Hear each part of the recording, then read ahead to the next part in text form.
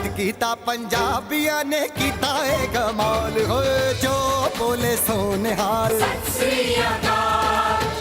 हम पंजाबी चैनल के मित्रों, आज मैं आपकी उस शख्सियत से मुलाकात करा रहा हूं जो अपने जीवन में बहुत आगे तक गए, जिनका नाम परम आदरणीय श्री वेद व्यास जी हैं।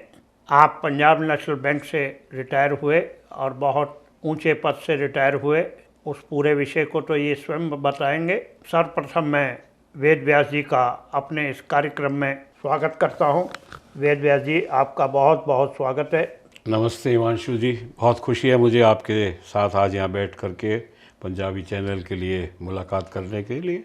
बहुत खुशी की बात है। वेद व्यास जी, आप और आपका परिवार पाकिस्तान से कब और कैसे गाज़ियाबाद पहुंचा, या गाज़ियाबाद आने से पहले कहां आप आए, और कैसे आपके परिवार ने या आपने मेहनत करके आप लोग खड़े हुए और आज इस स्थिति तक आए? देखिए, मेरे माता पिता पार्टीशन के टाइम पे क्वेटा में थे और जब ये पार्टीशन की डेट डिसाइड हुई तभी वो वाया कराची हो करके उस रास्ते से यहाँ पहुँचे, दिल्ली आए।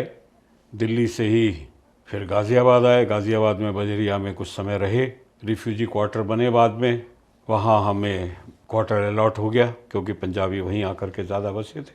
मेरा जन्म रिफ्यूजी क्वार्टर में 4 मई सन 50 को हुआ।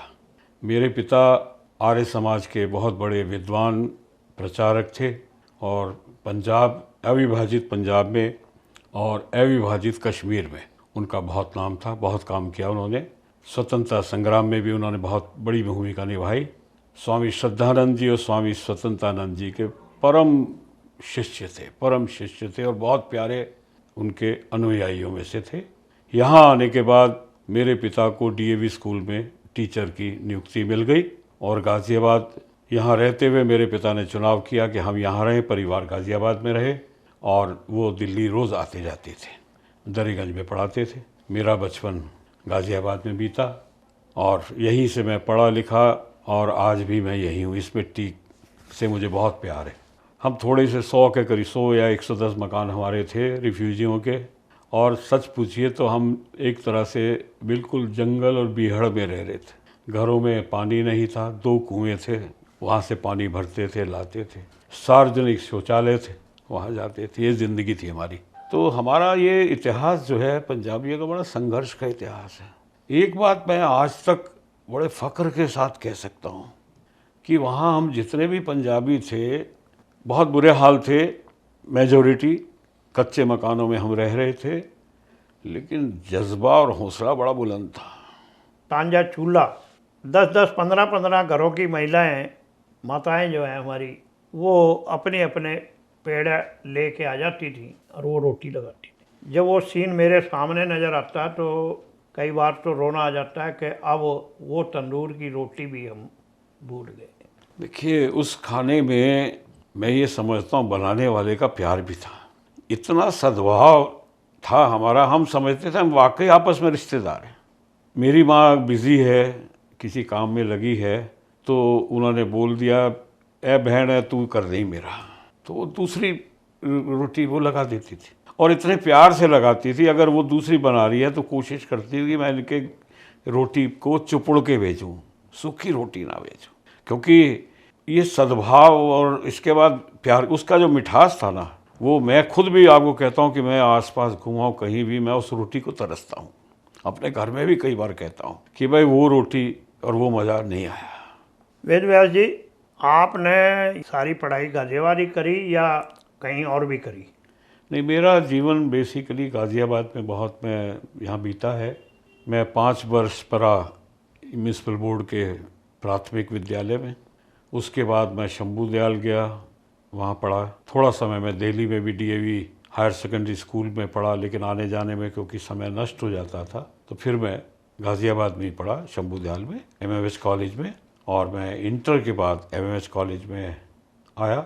इस बीच घटना ये रही कि आपने जैसा कहा कि आपका हमारा घर आमने सामने था, मैं आज भी याद करता हूँ आपके चाचा जी को अपने गुरु महाराज हमारे जो उस्ताद हैं योगेंद्र पाल शर्मा जी, वो कसरत किया करते थे और वो भी सच्चे योगी, बहुत सच्चे योगी आज भी हैं, भगवान की बहुत कृपा है।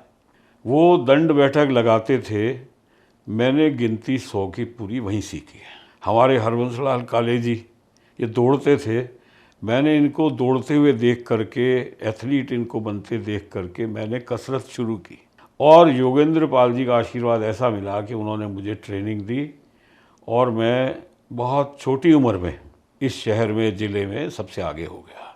कॉलेज एजुकेशन के समय में 4 बरस यूनिवर्सिटी चैम्पियन रहा, मेरठ यूनिवर्सिटी का, वेट लिफ्टिंग में और जिम्नास्टिक्स में। बाद में मेरी M.Com मैंने किया, बीच में ही मेरी सर्विस लग गई थी पंजाब नेशनल बैंक में और भगवान की दया रही, वहाँ भी मैं प्रतियोगिताओं में आगे रहा और बैंक के एग्ज़ाम्स वगैरह मैंने बहुत आसानी से कर लिए। प्रमोशंस भी बहुत जल्दी मिल गई और मैं 7-8 साल में, 8 साल की नौकरी में मैनेजर बन गया और उच्च पदों पे रहा। फिर काफ़ी समय विदेश में ही रहा हूँ, मैं सब जगह घूमा हूँ और बहुत अच्छी जानकारी इसमें अच्छा ही रहा कि मैं जहाँ वरिष्ठ पदों पर रहा, मैं लखनऊ में, देहरादून में, मुरादाबाद में, उसके बाद मुझे जलंधर पंजाब काम करने का मौका मिला।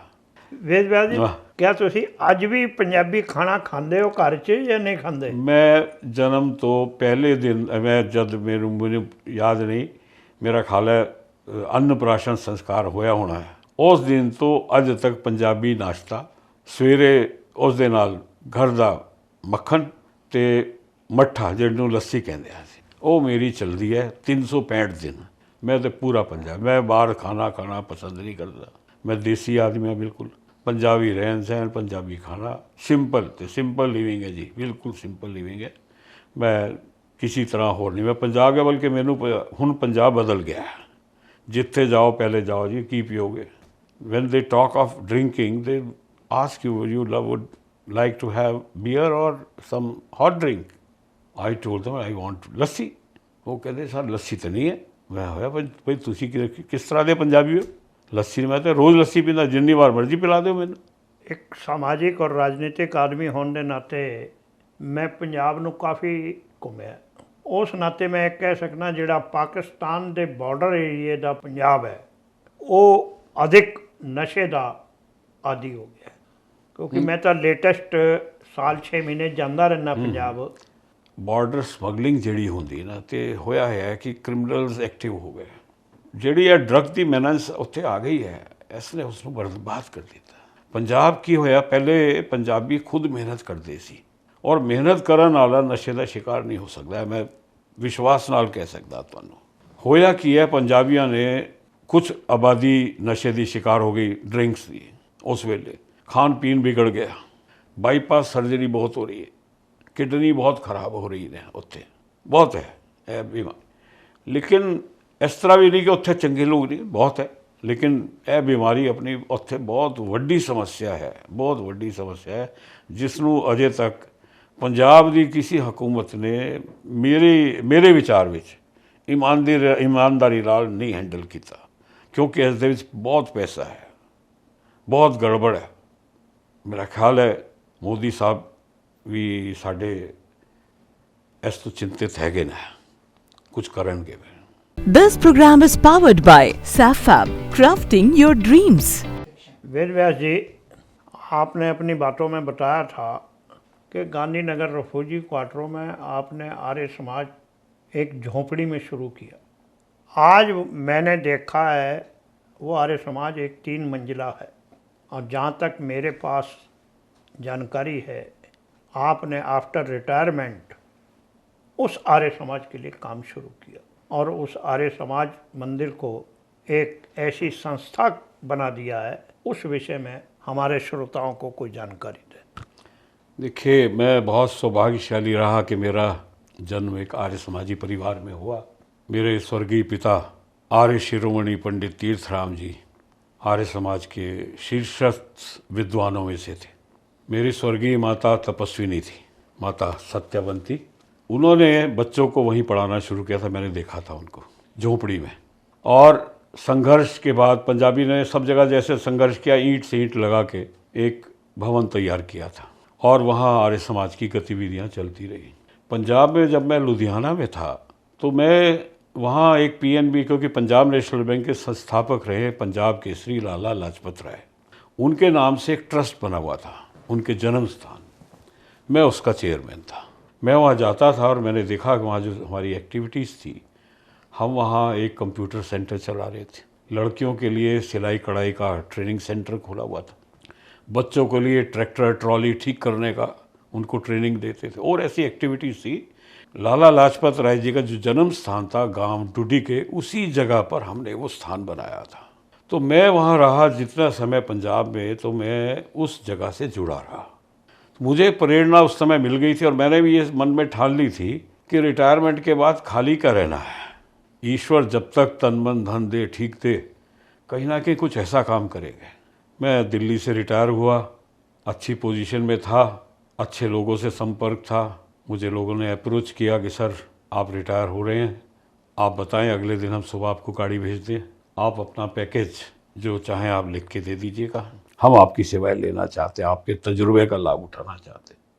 मैंने सोचा, मैंने कहा भाई जीवन में मैंने सादगी और ये संस्कार अपने माता पिता से ग्रहण किए, और मेरे पिता कहा करते थे कि पूत सपूत को क्यों धन संचय, पूत कपूत तो क्यों धन संचय। धन का संग्रह बहुत ज़्यादा होना ये अपने आप में बुराई की भी जगह है। और मैं उस समय जब रिटायर हुआ तो मुझे अच्छे फंड्स मिले थे, अच्छी पेंशन मिली थी। तो मैंने देखा कि मेरा सादा जीवन है। मेरी धर्मपत्नी ने भी मुझे इनकरेज किया, बोले क्या करना है, किसी अच्छी पोजीशन में जा, कोई एमडी बना देगा, डायरेक्टर बना देगा, आपको क्या करोगे। और दूसरी बात एक भी है, जब ये बनाते हैं व्यापारी बड़ा होशियार होता है, वो जैसे हम लोगों को जब कभी ऐसी जगह लेते हैं तो उनको भी टेढ़े कामों की ज़रूरत होती है। मैं बस सीधा साधा आदमी हूँ, मैंने सारा जीवन एक क्लीन स्लेट की तरह से बिताया है, तो क्या करना है, और आवश्यकताएं लिमिटेड है। तो मेरे मन में फिर यही आया कि भाई ऐसा है, यहाँ गाज़ियाबाद में शुरू करते हैं। अपने आर्य समाज मंदिर तो मैं जाता ही था, मेरी माँ गुजर गई, मेरे पिताजी गुजर गए, भवन खंडर हो गया था। मैंने वहाँ ही थोड़ा सा रीमॉडलिंग करके कंप्यूटर ट्रेनिंग सेंटर शुरू किया रिटायरमेंट के बाद। फिर एक कमरा थोड़ा और रीमॉडल किया वहाँ, और लड़कियों के लिए कढ़ाई सिलाई शुरू करी। और वहीं मैंने बच्चों को, क्योंकि मैं खुद एमकॉम हूँ और बैंकिंग में रहा, तो इकोनॉमी क्षेत्रों की अच्छी नॉलेज मैंने ग्रहण की, और मैं स्वभाव से भी एक तरह से स्टूडेंट हूँ। आज भी मैं डेली पढ़ता हूँ इकोनॉमिक सब चीज़ें, और मैं बच्चों को पढ़ा सकता हूँ, अकाउंट्स वगैरह सब चीज़ें मैंने पढ़ाई। तो मेरे लिए कोई दिक्कत नहीं थी। मैंने बच्चों का भी जो पढ़ सकते हैं मेरे से आओ, बड़े अच्छे बच्चे आए, और मैंने देखा कि मुझे भी आनंद आया, और उन बच्चों को मैंने जो डेवलप होते देखा, तो बस ये समझिए कि मिलते गए लोग और कारवां बनता गया। वेद व्यास जी, आपने बाकी तो अपनी आप बीती सारी सुनाई, लेकिन आपने अपने परिवार के विषय में कुछ नहीं बताया कि फ़िलहाल एट प्रेजेंट आपके परिवार में कौन कौन है, कितने बच्चे हैं, लड़की कितनी है, बेटे कितने हैं, पोती पोते कितने हैं, इस विषय में कोई जानकारी दें। मैं ईश्वर का बहुत धन्यवादी हूँ। परिवार में सब प्रकार से सुख शांति रही। मेरे माता पिता ने बहुत शुभ कर्म किए थे और उन्होंने बहुत आशीर्वाद दिए हमें। आज भी जो कुछ भी मैं पा पाया, जो बन पाया, शायद माता पिता के उनके पुण्यों का खा रहा हूँ मैं। मेरी धर्मपत्नी बहुत अच्छी क्वालिफाइड आर्किटेक्ट है, लेकिन उन्होंने अपने कैरियर की कुर्बानी दे दी और मेरी तरक्की में जब आई, उन्होंने कहा नहीं, आपकी प्रमोशन बहुत ज़रूरी है, मेरे साथ हर जगह गई। मेरी 2 बेटियां हैं, दोनों बेटियां बहुत क्वालिफाइड हैं, MBAs हैं, सर्विस की, अब आजकल सर्विस नहीं कर रही, दोनों घर परिवार देख रहे हैं। मेरे दोनों दामाद अपनी अपनी बहुत अच्छी कंपनियों में कंट्री हेड है। तो मैं कह सकता हूँ कि मेरी झोली इतनी बड़ी नहीं थी जितना भगवान ने मुझे दे दिया। और सबसे अच्छी बात यह है कि मेरे परिवार में मेरे बच्चे, मेरे ग्रैंड चिल्ड्रन सब धर्म से जुड़े हुए हैं, हिंदू संस्कारों से जुड़े हुए हैं, और मेरे मंदिर के काम में सब फाइनेंशियल सपोर्ट देते हैं, including my grandchildren who are not earners but they give me from their pocket money. ये मेरी ताकत है। आज के राजनीतिक और सामाजिक दृष्टि से आप पंजाबियों को या इस पंजाबियत को कहाँ खड़ा पाते? देखिए, मैं पंजाबी के बारे में संक्षेप में बता सकता हूँ। पंजाबी पहली चीज़ स्वाभिमानी होता है, मतलब self respect is on the top. दूसरी चीज़ है पंजाबी का इरादा बुलंद होता है, determination is very strong. Third thing is commitment. पंजाबियों का जो मैं समझता हूँ, क्योंकि मैं अपने आप को भी देखता हूँ और मैं पंजाब देखिए इतने साल मैंने वहाँ नौकरी की बिताया और मैं हर तरह के लोगों से मिला हूँ, संस्थाओं से। मेरा तो रोज़ मिलना ही था काम, विजिट्स पब्लिक का, एक दिन में 4-5 फंक्शन अटेंड करता था मैं, ऐसी पोजीशन, और हर अलग अलग शहरों में करता था जा कर के। और पंजाब के बाहर गए हुए लोगों से भी बहुत मिला हूँ मैं। कनाडा में मिस्टर उज्जवल दोसांझ, वो वहाँ का, उनका पिंड हमारे फगवाड़े के पास था, वहाँ के थे वो। He was premier of British Columbia Canada में। वो आए मिलते, हमसे भी मिले कब लोग, बहुत बाद विचार विमर्श हुआ बहुत लोगों से कि पंजाबी जो है एक तो कमिटमेंट के बड़े पक्के होते हैं, वायदा खिलाफी पंजाबी नहीं करता। तो ये 4 चीज़ें हैं। और दूसरी है कि निश्चय कर लेना फिर पंजाबी फतेह करता है। गाज़ियाबाद में पंजाबियों ने बड़ी तरक्की की है। We are a very strong community.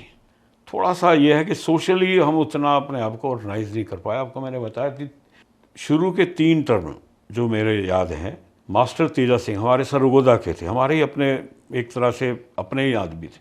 वो यहाँ से 3 बार एमएलए चुने गए गाज़ियाबाद से। उसके बाद कभी कोई पंजाबी नहीं बन पाया। पंजाबियों की संख्या गाज़ियाबाद में मेरे हिसाब से कम 2 लाख तो होनी ही चाहिए, शायद ज़्यादा भी हो। उसके बाद जो पंजाबी हैं, पंजाबी नौकरी वाले तो हैं ही हैं, लेकिन पंजाबी ज़्यादातर नौकरी देने वाले हैं। हम काम, ऐसा खुद काम नहीं, हम लोगों को काम देने वाले हैं। इंडस्ट्रियां लगी थी यहाँ, हमारे ऑयल इंजन्स दूसरे जो बने, पंजाबियों ने, हर आदमी ने 10-10 आदमियों को नौकरी दी थी, स्थिति थी। आज भी पंजाबी कम्युनिटी स्ट्रांग है, लेकिन पॉलिटिकली बहुत एक्टिव नहीं है। ये अफसोस की बात है। नहीं होने जिवें पिछले दिनों च एक दैनिक समाचार पत्र ने खबर दी कि गाजियाबाद में मात्र 11,000 पंजाबी है। Absolutely wrong. It's a wrong information, I can contest it. 11,000 तो हमारे थोड़े से एरिए में होंगे। ये गलत इन्फॉर्मेशन है, इसे चेक किया जाना चाहिए। गाज़ियाबाद में हम कम से कम 2 लाख लोग हैं। पंजाबी सिख क्या, शायद वो पंजाबियों को मेरे ख्याल से हम नॉर्मल, क्योंकि जो हम यहाँ पैदा हुए पंजाबी नहीं मानते, लेकिन भाई हम है तो पंजाबी, दिल भी पंजाबी, और भाषा भी हमारी मातृभाषा पंजाबी है। जब लोग आए हैं, लेकिन यहाँ पैदा हो गए, हो सकता है बुजुर्ग अब नहीं रहे, उनको नहीं गिन रहे। This information I think absolutely incorrect. Punjabi is a very strong force. इसे ऑर्गेनाइज होना चाहिए और राजनीति में पूरा असर दिखाना चाहिए। और राजनीति में असर नहीं, हमें अपना प्रतिनिधित्व मांगना चाहिए। We should demand it. This is my opinion. आज तुसी अपने आप ਨੂੰ ਕਿਹੜੇ राजनीतिक दल ਨਾਲ जुड़िया ਮੰਨਦੇ हो? देखो जी, मैं खानदानी भगवा हूँ। मेरे माता पिता हिंदू संगठनों से जुड़े हुए थे। हम इसके अलावा सोच ही नहीं सकते। मैं सोच नहीं सकता कि मैं भगवा के अलावा सोचूंगा, चाहे मेरी पसंद का कैंडिडेट है या नहीं है। सिवाय, अब मैंने आपसे, मेरे father in law was one of the founders in Jalandhar. मेरे पिता जब अविभाजित पंजाब, हम, आप शायद ये बताना मैं भूल गया, पंजाब में जब हम लोग आए हैं तो वहाँ गलियों में वायलेंस हो रही थी। हमें बचा के निकाला किसने? भगवा ने। आप यकीन मानिए, नहीं, जितनी हमारी कैजुअलिटीज़ हुई हैं, यदि एक्टिव भगवा नहीं होते, ये लाठियाँ लेके पहुँचते थे और वहाँ से हमें निकाल के उन्होंने स्टेशन तक, गाड़ी तक चढ़ाया। ये सेवा जो पंजाब में करी है, हम जिंदगी भर इस बात को नहीं भूल सकते। मतलब भगवा से मतलब आपका राष्ट्रीय स्वयंसेवक संघ? बिल्कुल, राष्ट्रीय स्वयंसेवक संघ। और आज उसके रूप में जो पार्टी बनी है, भाई हमारा तो कमिटमेंट मोदी और योगी के साथ पूरे जन्म का है। कोई कैंडिडेट हो मैं नहीं जानता। मैं इस विचारधारा का हूँ और इस विचारधारा को मैं और मेरा पूरा परिवार, हम सब लोग जीवन भर इनका सत्कार करते रहेंगे। आपसे पहले भी जो पंजाबी यहाँ आए मेरे इस कार्यक्रम में, उनका भी मानना ये रहा है कि भाई जब हमारे बुजुर्ग या जो बड़ी उम्र के आए, उन्होंने कहा भाई जहाँ राष्ट्रीय स्वयंसेवक संघ ने हमें पाकिस्तान से बचा के निकाला है, तो हम तो आज भी राष्ट्रीय स्वयं संघ का एहसान मानते हैं। उस एहसान के नाते से कि भाई हमारे को जीवन उसने दिया और हमें बसाया उन्होंने, इसलिए हम तो आंख बंद करके बीजेपी के साथ रहते हैं, हाँ, मुझे नहीं, मुझे तो ये मालूम है कि जो दल हिंदुओं की संस्कृति की, हिंदुओं की, हमारी सभ्यता की, हमारे धर्म की, हमारी जो आस्थाएं हैं उनको जुड़ा हुआ है, मैं तो उसके अलावा कुछ सोच भी नहीं सकता।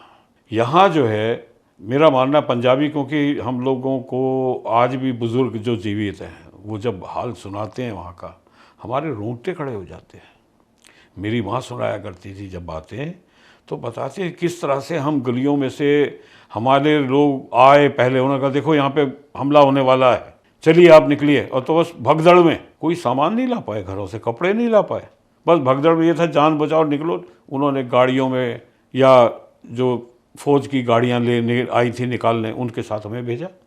तो पंजाबी तो कमिटेड है, लेकिन गाज़ियाबाद में पंजाबियत को मान ना मिले, पॉलिटिकली रिकॉग्निशन ना मिले, ये एक गंभीर विषय है, इस पर विचार करना चाहिए। और मैं समझता हूँ जो नेता हैं वो इस चीज़ को सही जगह पहुँचाएंगे।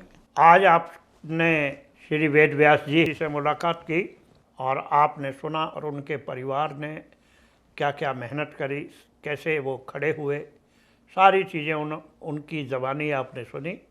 और आपसे एक आग्रह करता हूं कि आप इस हम पंजाबी चैनल को आप लाइक करें, सब्सक्राइब करें और शेयर करें और हमसे जुड़े रहें। धन्यवाद मित्रों। This program is powered by Safab, crafting your dreams. जद कीता पंजाबिया ने कीता है कमाल होए, जो बोले सोने हाल।